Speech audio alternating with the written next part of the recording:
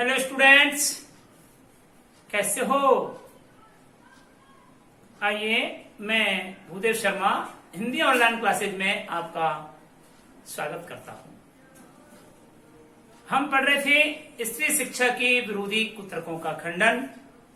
महावीर प्रसाद द्विवेदी जी ने उन लोगों की बात का खंडन किया है जो लोग ये कहते हैं कि स्त्री को नहीं पढ़ाना चाहिए। महिला शिक्षा, स्त्री शिक्षा के लिए जिन्होंने विरोध किया था, उनके तर्कों का इस पाठ में खंडन किया है कि वो पता नहीं किस विचार से ग्रसित होकर के ऐसा वक्तव्य दे रहे हैं कि स्त्रियों को नहीं पढ़ाना चाहिए, महिला शिक्षा के विरोध में हैं। वो कहते हैं कि पुराने जमाने में स्त्रियों के लिए कोई विद्यालय नहीं था, विश्वविद्यालय नहीं था, न सही फिर नियमबद्ध प्रणाली का उल्लेख आदि पुराणों में न मिले तो क्या आश्चर्य हो गया। और उल्लेख उनका कहीं रहा भी हो पर नष्ट हो गया तो उसकी क्या प्रमाण है?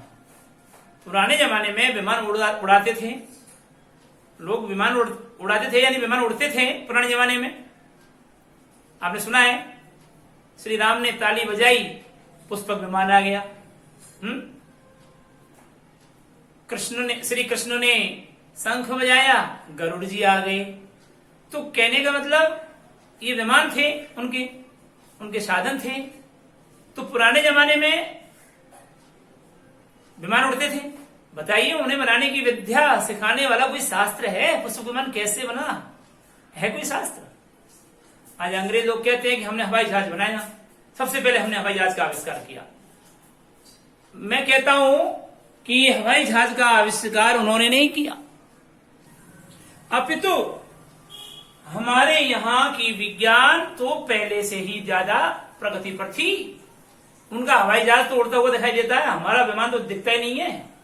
ताली बजाते ही प्रकट होता है, ताली बजाते ही गायब हो जाता है और क्षण भर में दूसरी जगह पहुंचा देता है जहां जाना होता है। सैकड़ों योजन क्षण भर में पहुंच जाते हैं। तो यह आविष्कार किसने किया? क्या इस विमान को बनाने की पुराणों में कोई विधि है? क्या विमानों और जहाजों द्वारा की गई यात्राओं के हवाले देखकर उनका अस्तित्व भी हम पढ़ सकते हैं, बड़े गर्व के साथ स्वीकार करते हैं। परंतु पुराने ग्रंथों में अनेक विद्वान पंडिताओं के नाम उल्लेख देखकर भी कुछ लोग भारत की तत्कालीन स्त्रियों को मूर्ख समझते हैं, अनपढ़ समझते हैं और गंवार बात बताते हैं। इस तर्क शास्त्रज्ञता और इस न्यायशीलता की बलिहारी जाता हूं। क्या तर्क देते हैं, क्या न्याय करते हैं? जबकि आपने अनुसुईया का नाम सुना है, गार्गी का नाम सुना है, मैत्रेयी का नाम सुना है, शीला का नाम सुना है, विद्या का नाम सुना है, सत्यवती का नाम, सावित्री का नाम सुना है ना? तो ये इतनी महिलाएं हैं जिनमें विद्वता थी, अच्छे प्रकांड विद्वान पुरुषों को हताहत कर दिया शास्त्रार्थ में। तो सभी सभी ये ग्रंथ क्या माने जाते हैं? हिंदू ईश्वर कृत माने जाते हैं, हिंदू ईश्वर के द्वारा बनाए गए हैं। सो ईश्वर तो वेद मंत्रों की रचना अथवा उनका दर्शन विश्वरा आदि स्त्रियों से करवाए। बताओ, ईश्वर उन वेद ग्रंथों की रचना किससे करा रहे हैं? विश्वरा जैसी स्त्रियों से, है ना, विद्या जैसी स्त्रियों से। और हम उन्हें कहते हैं कि कह पढ़ना भी इनका पाप है, अक्षर पढ़ना भी इनको पाप है, नहीं पढ़ाना चाहिए स्त्रियों। अरे शीला और विद्या आदि कौन थी? स्त्रियां थी। वे स्त्री थी या नहीं? लेखक कहते हैं कि बड़े बड़े पुरुष कवियों से वे आदृत हुई थी या नहीं? बड़े बड़े पुरुष कवियों को उन्होंने अतहत कर दिया था कि नहीं? सारंगधर पद्धति में उनकी कविता के नमूने हैं या नहीं? बौद्ध धर्म त्रिपिटक के अंतर्गत थेरी गाथा में जिन सैकड़ों स्त्रियों की पद्य रचना दिखाई देती है, लिखी हुई है कि नहीं? वे क्या अनपढ़ थी? अगर अनपढ़ थी तो कहां से लिख दिया उन्होंने? जिस भारत में कुमारियों को चित्र बनाने, नाचने, गाने, बजाने, फूल चुनने, हार गूंथने, सास ससुर के पैर मलने तक की कला सीखने की आज्ञा थी, उनको लिखने पढ़ने की आज्ञा नहीं थी। कौन विद्वान पुरुष ऐसी बात मुख से निकालेगा? अरे कोई और निकाले भी तो मानेगा कौन उनकी? अत्रि की पत्नी अनुसुईया का नाम आपने सबने सुना है। धर्म पर व्याख्यान देते समय घंटों घंटों अपनी विद्वता प्रकट करे। गार्गी जैसी महान विदुषी महिला बड़े बड़े ब्रह्मवादियों को भी हरा दे। मंडन मिश्र की सहधर्मिणी विद्या शंकराचार्य की छक्की छुड़ा दी। वे पढ़ती न तो वे पढ़ती और न पुरुषों का मुकाबला करती। इससे अधिक भयंकर बात और क्या हो सकेगी? यह सब पापी पढ़ने का अपराध है कि बड़े बड़े विद्वान पुरुषों को भी शास्त्रार्थ में हरा दिया। व्यंग्य है यहां पर। यह सारा दुराचार स्त्रियों को पढ़ाने का ही तो कुफल है, समझे? स्त्रियों के लिए पढ़ना कालकूट और पुरुषों के लिए पीयूष का घूंट। स्त्री पढ़े तो झेल और पुरुष पढ़े तो अमृत के समान। वाह, क्या तर्क दिया है! ऐसी ही दलीलें और दृष्टांतों के आधार पर कुछ लोग स्त्रियों को अनपढ़ रख करके भारतवर्ष का गौरव बढ़ाना चाहते हैं। तो भारत कैसे उन्नति कर सकेगा? मान लीजिए कि पुराने जमाने में भारत की एक भी स्त्री पढ़ी लिखी नहीं थी, न से उस समय स्त्रियों को पढ़ाने की जरूरत ही नहीं समझी गई होगी, पर अब तो है, इसलिए पढ़ाना चाहिए। ये तर्क है महावीर प्रसाद द्विवेदी जी का। हमने सैकड़ों पुराने नियमों, आदेशों, प्रणालियों को तोड़ा है कि नहीं तोड़ा है? 200 वर्ष भारत गुलाम रहा, उस परतंत्रता की बेड़ी को तोड़ा है कि नहीं तोड़ा है?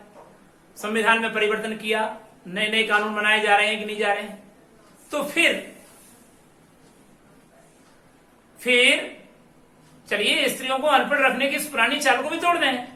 हमारी प्रार्थना तो यह है कि स्त्री शिक्षा के विरोधियों को क्षण भर के लिए भी इस कल्पना को अपने मन में स्थान नहीं देना चाहिए कि पुराने जमाने में यहाँ की सारी स्त्रियां अनपढ़ थी। कोई भी स्त्री अनपढ़ नहीं थी उस समय। इस कल्पना को अपने मन में स्थान नहीं देना चाहिए। उन्हें पढ़ने की आज्ञा नहीं थी, पढ़ सकती थी, पढ़ती भी थी। जो लोग पुराणों में पढ़ी लिखी स्त्रियों के हवाले मांगते हैं, उन्हें महाभागवत पुराण के 10वें स्कंद में, उस 10वें स्कंद के उत्तरार्ध में, यानी वैदिक ग्रंथ का आधे भाग के बाद 53वां अध्याय पढ़ना चाहिए। और उसमें साफ लिखा हुआ है रुक्मणी हरण की कथा।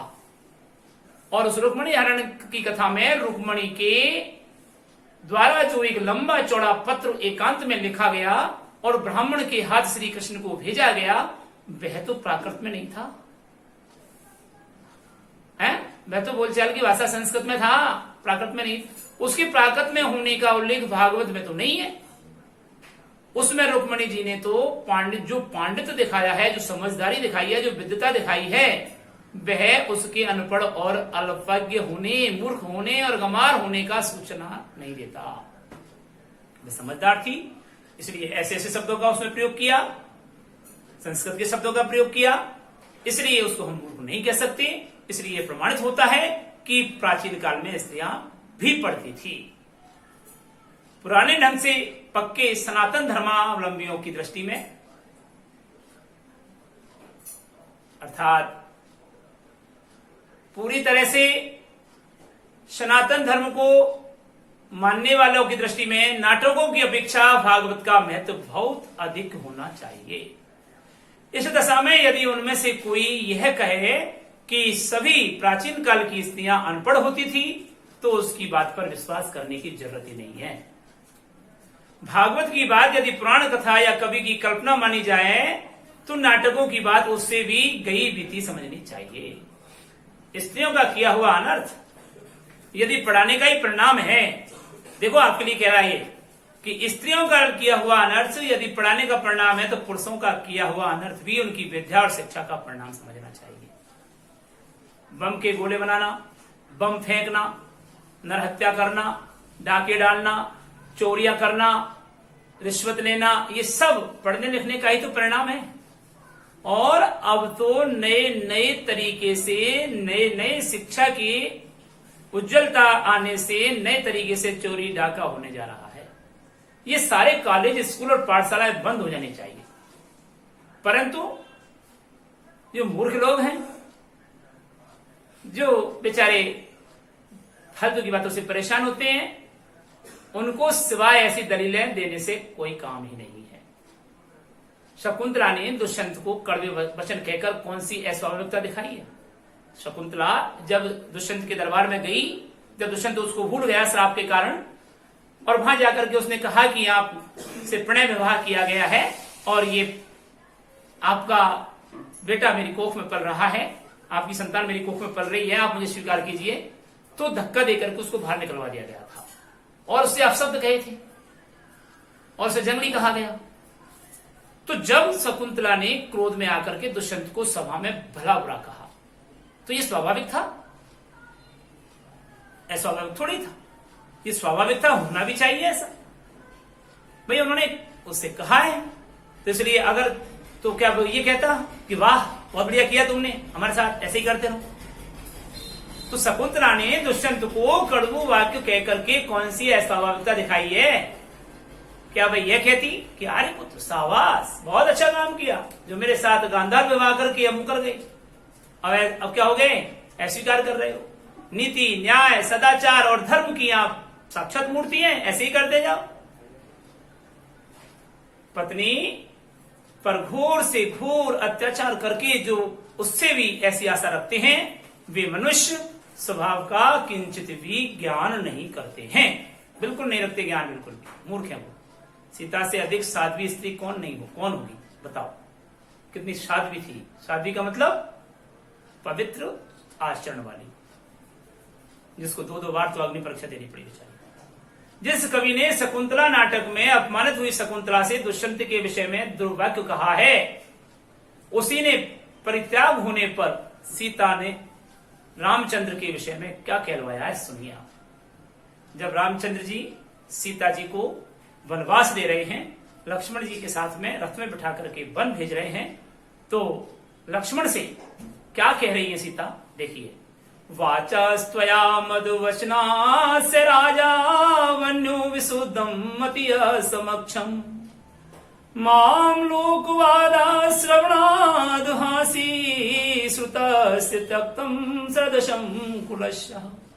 कहे लक्ष्मण, जरा उस राजा से कहना, आर्यपुत्र नहीं, स्वामी नहीं, पति नहीं, हे लक्ष्मण जरा उस राजा से कह देना कि मैंने जो तुम्हारी आंखों के सामने ही आग में कूदकर अपनी विशुद्धता साबित कर दी थी, उस पर भी लोगों के मुख से निकले हुए झूठे वचनों में आकर के तुमने मुझे छोड़ दिया। क्या यह बात तुम्हारे कुल के अनुसार है, अथवा यह तुम्हारी विद्वता या महानता को शोभा देता है? आप बताओ, ये कौन सी गलत बात करी सीता ने?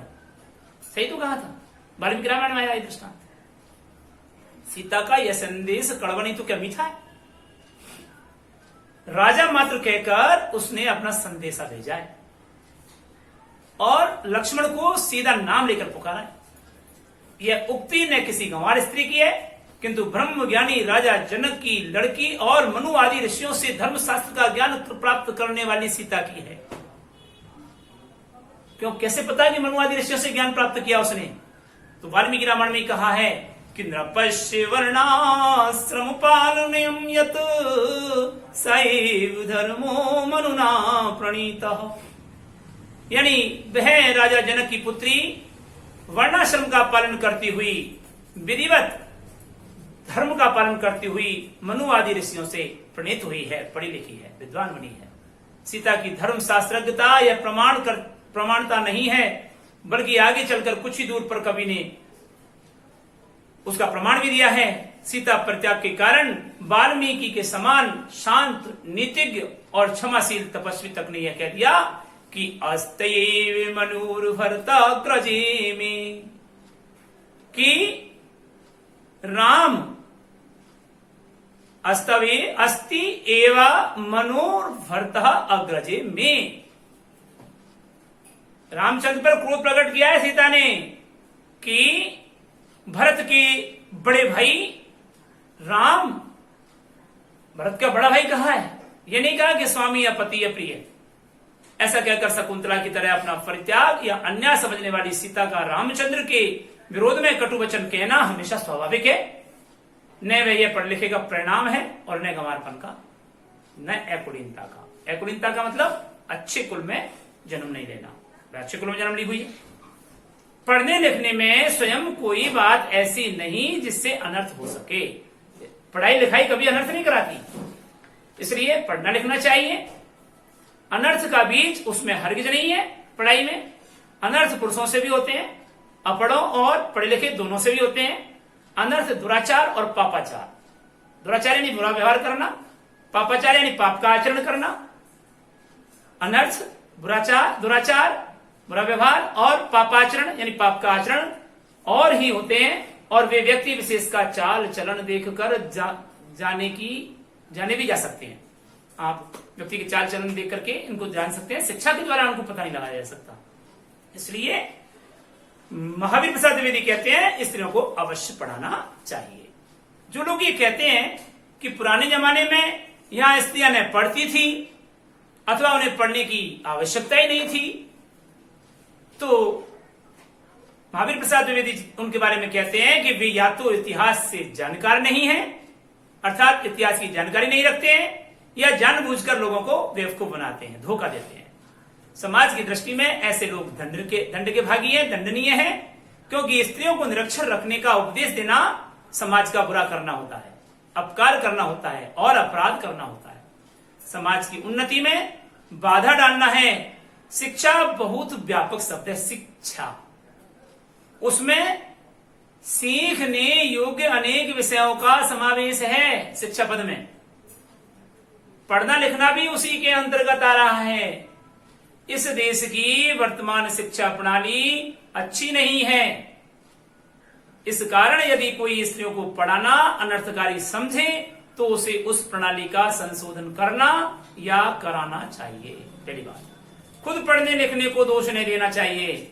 लड़कों की ही शिक्षा प्रणाली कौन सी बड़ी अच्छी है? प्रणाली बुरी होने के कारण या किसी ने यह राय दी है कि सारे स्कूल और कॉलेज बंद कर दिए जाएं? अगर प्रणाली बुरी है तो सारे स्कूल और कॉलेज बंद कर दो। उन्हें क्या पढ़ना चाहिए, क्या नहीं पढ़ना चाहिए, कितना पढ़ना चाहिए, किस तरह की शिक्षा पढ़नी चाहिए और कहां पर पढ़नी चाहिए, घर में पढ़े या स्कूल में पढ़े, इन सब बातों पर बहस कीजिए, विचार कीजिए, जी में आए सो कीजिए, पर परमेश्वर के लिए यह मत कहिए कि स्वयं पढ़ने लिखने में कोई दोष है। यह अनर्थकर है, अनर्थ कर देगा ऐसा कहना, अभिमान का उत्पादक है। यह आपको अभिमानी बना रहा है और गृह सुख का नाश करने वाला है, घर में अशांति फैलाने वाला है। ऐसा कहना 16 आनो मिथ्या है। इसलिए विदाउट कॉलेज नो नॉलेज। महिला को स्नातक तक तो अवश्य ही पढ़ाना चाहिए, तभी उसको पूरी तरह से व्यवहारिक नॉलेज आ सकती है। इसी के साथ यह अध्याय समाप्त होता है। आज का आप गृह कार्य देख लीजिए।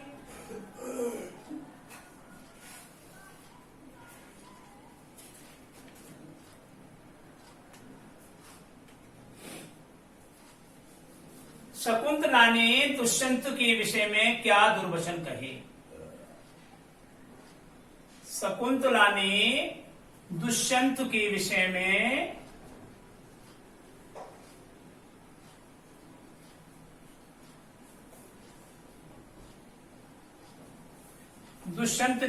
में क्या दुर्वचन कहे?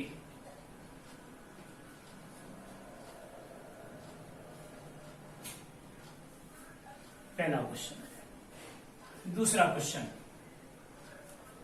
स्त्री शिक्षा के समर्थन में महावीर प्रसाद द्विवेदी ने क्या तर्क दिए हैं? स्त्री शिक्षा के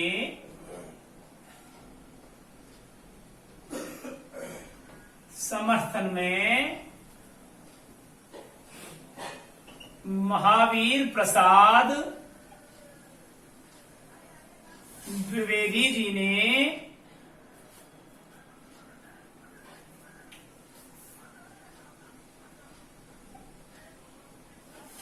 क्या तर्क दिए हैं?